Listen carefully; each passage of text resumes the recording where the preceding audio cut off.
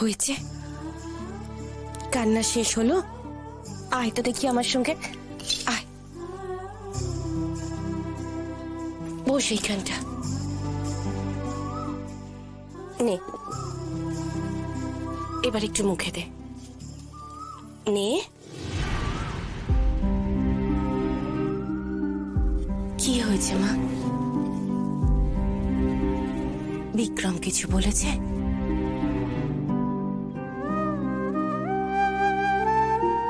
তবে কে তোকে কি বলেছে বল আমায়।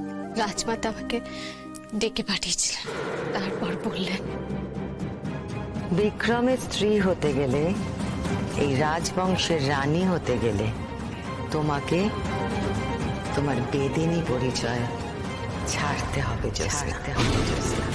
বেদেদের সাথে সমস্ত সম্পর্ক ত্যাগ করতে হবে তোমায়।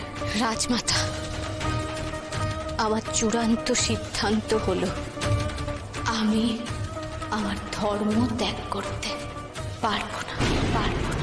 তুমি বলো মা, আমি কি কিছু ভুল করেছি? না মা, তুই যা করেছিস একদম ঠিক করেছিস। তোর জায়গায় যদি আমি থাকতাম আমিও ঠিক এটাই করতাম। মাসিবাবু তো পারবে আমার পাশে দাঁড়াতে। জ্যোৎস্না,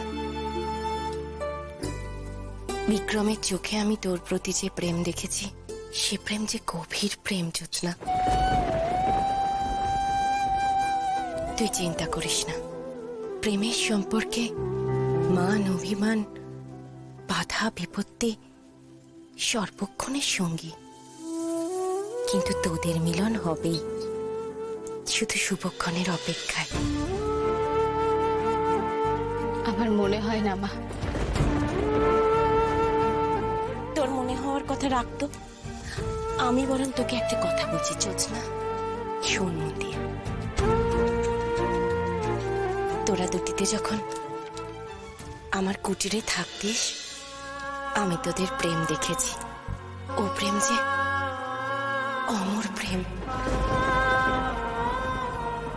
আমি বলছি ও প্রেম মচকাবে কিন্তু কখনো ভাঙবে না।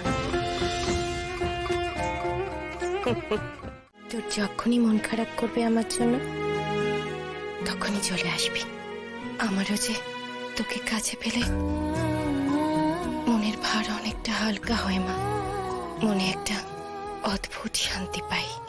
আসবো মা, কিন্তু এখন আমি বাড়ি যাই। হঠাৎ এসছি তো, মা খুব চিন্তা করবে। আসি মা। ও মা, কিছুটি তো খেলি না, সব তো পড়ে রইলো। ঠিক আছে মা, আমি নিয়ে যাচ্ছি, পথে যেতে যেতে খেয়ে নেব। আয় তবে,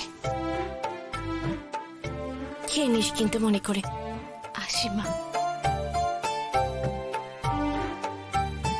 আয় মা। জ্যোৎস্না, আবার আসিস মা।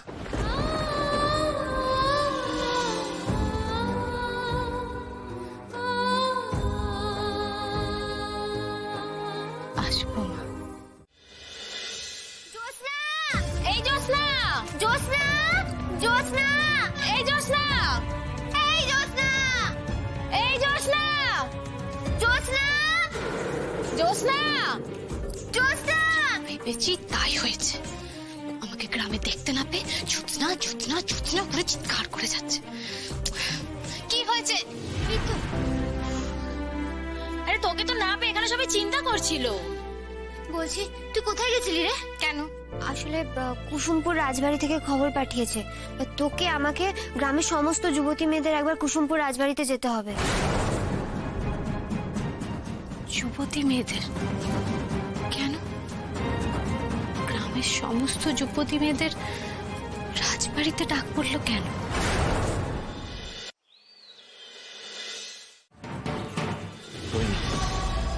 এখানে শুধু শুধু আমরা কেন সময় নষ্ট করছি? এই ঘোষণার মধ্যে আমাদের থাকার কি প্রয়োজন? আমি চললাম। দাঁড়ান, যা হচ্ছে সেটা হতে দিন। আপনার যে কর্তব্য আপনি সেটা করুন। ভুলে যাবেন না, আপনি কিন্তু এই রাজ্যের আর মহারাজ নন, শুধুমাত্র মন্ত্রী। আবার কি জরুরি ঘোষণা করবে? আবার কি নতুন করে কর চাপাবে নাকি? কি জানি বাপু, এমনিতেই তো রাজা বোধাদিত্য আর মহারানী রোহিণী আমাদের উপর যে পরিমাণ কর চাপিয়ে রেখেছেন, এরপরও যদি কর বাড়িয়ে দেয় তাহলে তো ছেলে মেয়েদেরকে নিয়ে পথে বসতে হবে। নগরবাসীগণ সকলে মন দিয়ে শোনো, কুসুমপুর রাজ্যের গ্রামবাসীদের জন্য সুসংবাদ আছে। মহারাজ আদিত্য নারায়ণ এখন সম্পূর্ণভাবে সুস্থ।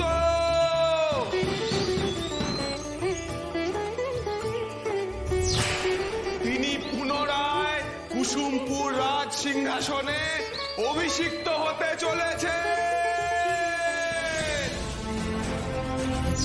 সিংহাসনে অধিষ্ঠিত হওয়ার পূর্বে তিনি এই কুসুমপুর গ্রামবাসীদের জন্য কিছু ঘোষণা করেছেন। প্রথম ঘোষণা, এখন থেকে কুসুমপুরের গ্রামবাসীদের কর অর্ধেক করা হলো।